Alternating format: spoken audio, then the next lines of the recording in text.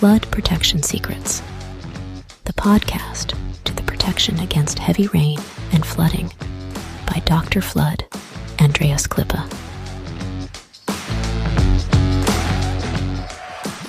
So the big challenge is, how can house owners like you and me get a flood-free home? How can business managers like you and me get a flood-free company? And how can public servants provide flood-free critical infrastructure and livable cities?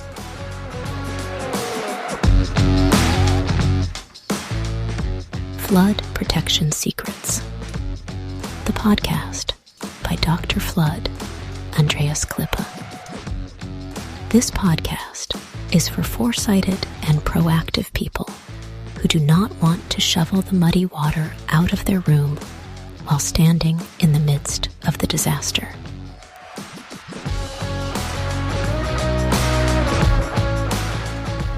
Therefore, those who design and plan, the architects and engineers, need to construct such buildings and cities, and that even when the entire environment is completely flooded. That is the challenge, and this podcast will give the answers. Flood Protection Secrets, the podcast by Dr. Flood, Andreas Klippe.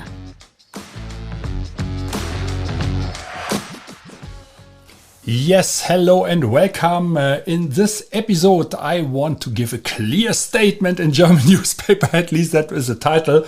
And it must be true because it is in the news, isn't it? That is what we always think about and we always believe or sometimes believe. But today I want to talk about prevention and flood protection, of course, that can be done to avoid flooding. That was one part of this German newspaper article.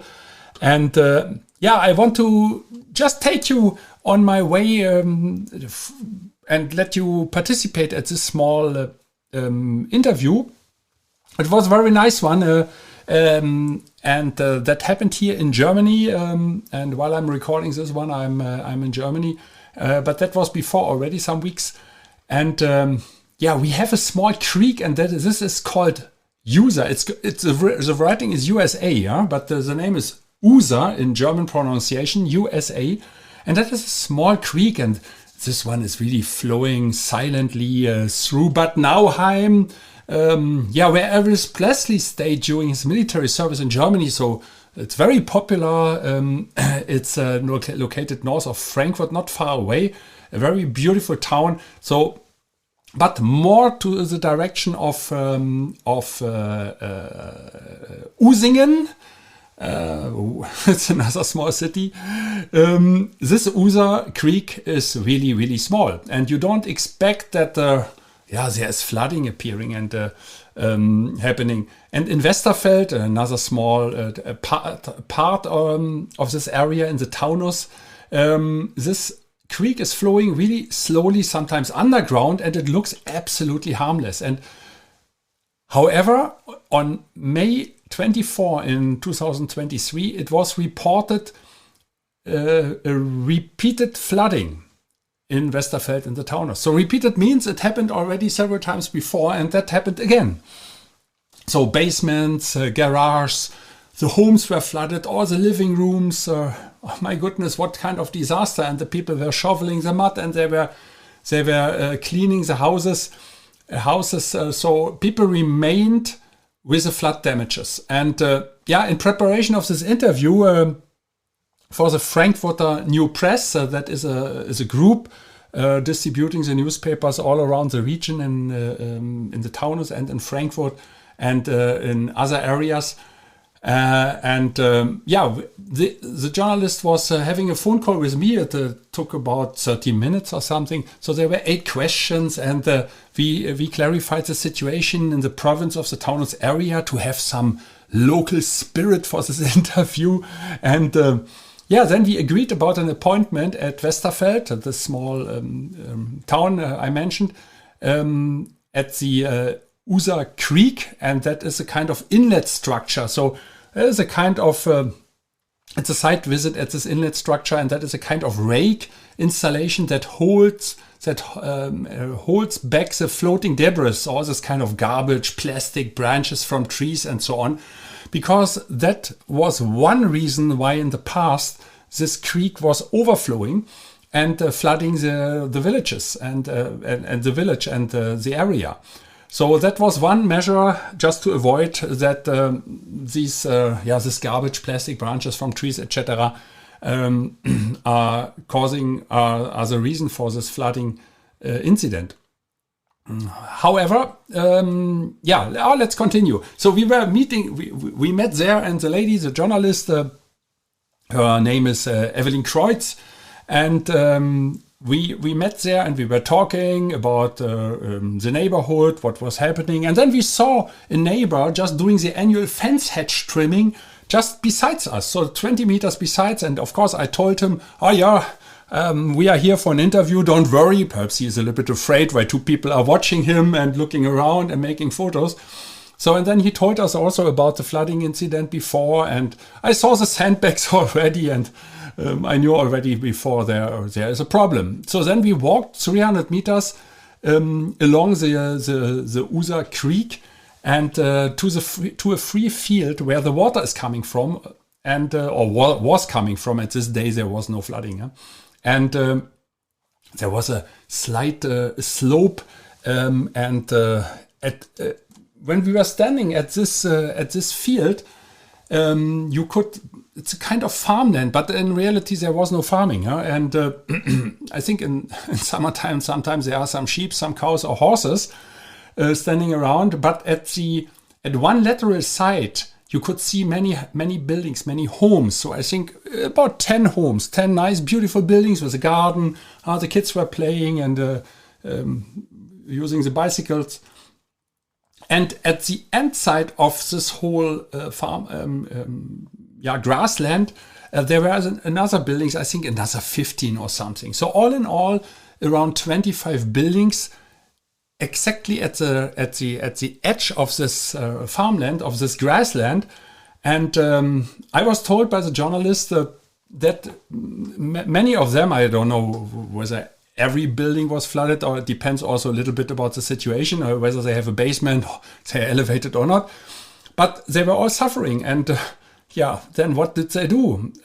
And at this moment, we approached the end of our small walk, and I saw the sandbags laying around in the grass. 2 rows and 2 columns of sandbags, and they were flat like a pressed pancake already. I think you certainly know how a pancake looks like, and that exactly was the image I had in mind immediately when I saw these sandbags. So at the end, the grass was higher than the sandbags because they were so flat, and at the end, they were good for nothing. And I told to the journalist, look, that is really good for nothing. That is a stupidity what the people are doing here. And she said, yeah, but at the end, the municipality wanted to do something. They wanted to show to the citizens that they take action. I said, yeah, that's a nice idea, but at the end, it's completely useless. Because first, the way how they are stapled is wrong. Then you don't have enough. That is wrong. And now they are flat and like a pressed pancake. It's also wrong. And at the end, it will not withhold the water as long as the water is coming downhill, flowing downhill.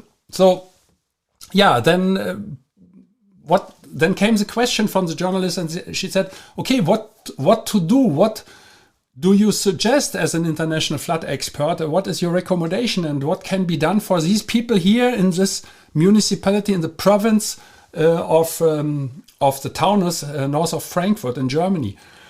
So the first thing what I said, forget the sandbags. Forget the sandbags. They don't work. I didn't say that for the interview because I don't want that it is written in the newspaper, but it's really bullshit. I said that is bullshit. And there are other solutions. Yeah, what is another solution? I don't know about that. What can we do? Flood doors don't apply because we are in the middle of the farmland or of the grassland. And I said, yeah, mobile flood barriers, they are available. And what is that? Oh yeah, these are metallic panels, and you can install them very quickly. So 100 meters of them, they are very thin and they are declined, very important. they are declined. That is an important thing for stability. Yeah? If they are 90 degrees, don't do that, because it is not stable at all, and I don't recommend that. Okay, so in this case, 100 meters of these declined mobile flood barriers, they fit in a grid box size of an office table. 100 meters. And 6 persons can install these mobile flood barriers within 30 minutes. Wow, that was interesting. And that was written exactly like I tell you in the Taunus Zeitung. Taunus Zeitung, that is a Taunus newspaper from the Frankfurter Neue Press group, and the Anzeiger, that's the name of the second newspaper. It's in German language, but anyway, it's available. I think we have put it on our website already on October the 13th, 2023. And that was Friday the 13th at the same time. That is why this interview took place just for the issue at Friday the 13th. And at the same time, it was the United Nations Day, what was the name? Preparedness Day of Disaster, or Risk Disaster Preparedness Day. That is the correct expression. So yeah, and now once we know a solution, it is up. I said it's up to the city mayor or the local authorities to take action and to organize an information meeting, in a kind of come together. So that, by the way, can be done worldwide, wherever you are located and wherever you listen to what I'm currently saying. Every local authority can invite everywhere to inform the locators, the citizens. And the citizens are not only the homeowners, but also the business managers, for instance. So everybody who is hanging around. And by the way, also the manager of a school. That is also kind of business, of course. Or the manager of the hospital. Or the manager of the public library. Or the manager of the hotel, the supermarket, and so on.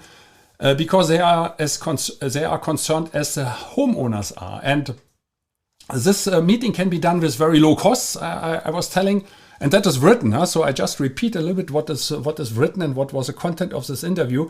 And that can be done with low costs. And what you need is an expert who speaks in plain language and tells the truth.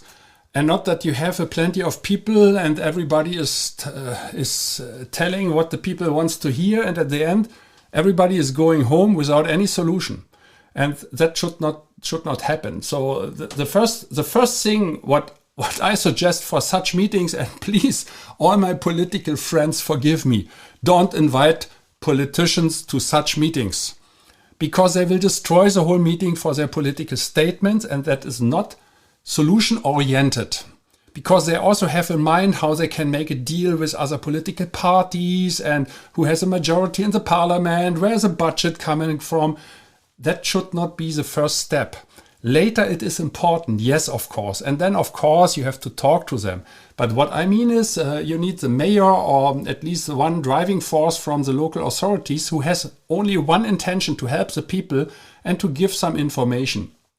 So and what should happen, I should mention that, is of course that the location that is for free, and not that the expert has to pay for that. That should be the other way around, that the expert is at least the transport costs and accommodation is paid for that. Normally you are paid with a fee and so on when you share this knowledge what to do, because you really give a solution to all the people. Dear mayors and politicians or municipality representatives, don't think that you can make money with that. It is not a money-making event, and I tell that to all my friends in Asia, because very often these events are exactly made for that. They are used to make money, and that is not the thing. So you need an expert who speaks in plain language and tells the truth and can answer to all the questions of the homeowners. But the homeowners must contribute and provide with their part. That means they cannot expect that the government, the local authorities are protecting their garage and their main door. That is a part of the homeowner. But the city and the municipality, they can redirect water flows, but are not responsible to protect individual buildings. It's the own responsibility of the people.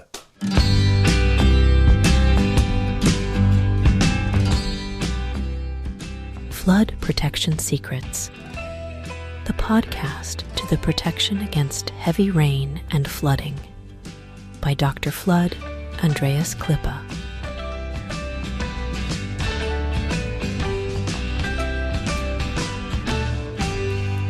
Yeah, I'm back. So we are already almost done with this thing. It was a very interesting and exciting interview. And Evelyn Kreutz, I'm very thankful to her that she made it possible and that she shared the knowledge to the readers. So let's summarize it a little bit. So dormant rivulets can turn into raging rivers. That means every sleepy creek can become a raging, aggressive monster and can damage the whole municipality. But the municipalities themselves, they can organize information meetings with a clear target to protect.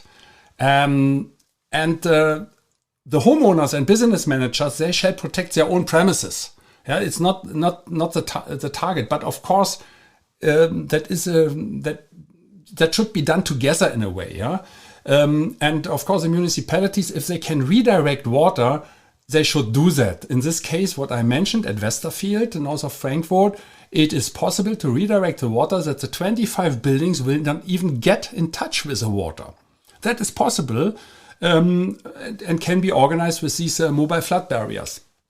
And as they can put, one more thing, the homeowners and the business managers, they can put the public servants under pressure to improve the infrastructure and the environment. That's what I mean. Huh? And then we come up with a solution that can also be that you dredge the canal, but very often that is already a cemented ground of the canal, bottom of the canal. So then that is difficult to do, of course, but you can think about that. You can plant some certain plants like mangroves not in Germany. Yeah? There are no mangroves, but in other parts of the world, in Africa or in Asia, as an example.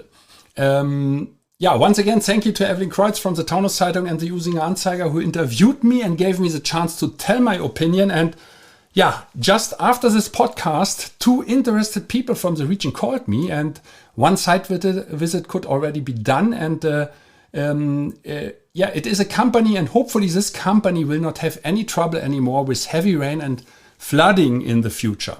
So my name is Andreas Klippe, and if you want to know more about flood protection, go to my website and follow me or contact me. Stay safe and flood free.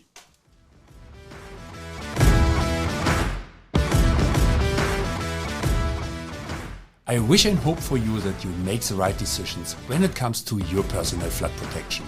And if you enjoyed this episode, please subscribe to this podcast channel if you haven't already. Now it only remains for me to wish you a good day. Do something with it. Maybe until the next podcast episode. I would be very happy. See you then. As always, stay safe and flood free. Your Andreas Klippe and the whole Flood Experts team.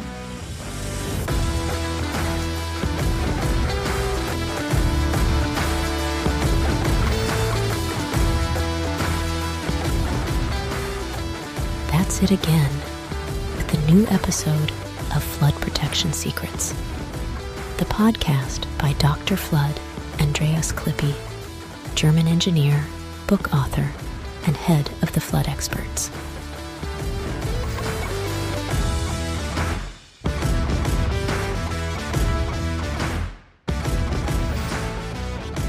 What can Dr. Flood, Andreas Klippe protect for you? Anytime? Worldwide? Contact us or just click through to www.floodexperts.de/bonus. Detailed engineering. German quality. Safe. Flood protection secrets. The secrets you'll want to unfold. Don't forget, you're only one flood barrier away. Subscribe to the season, and you'll never be late for an episode.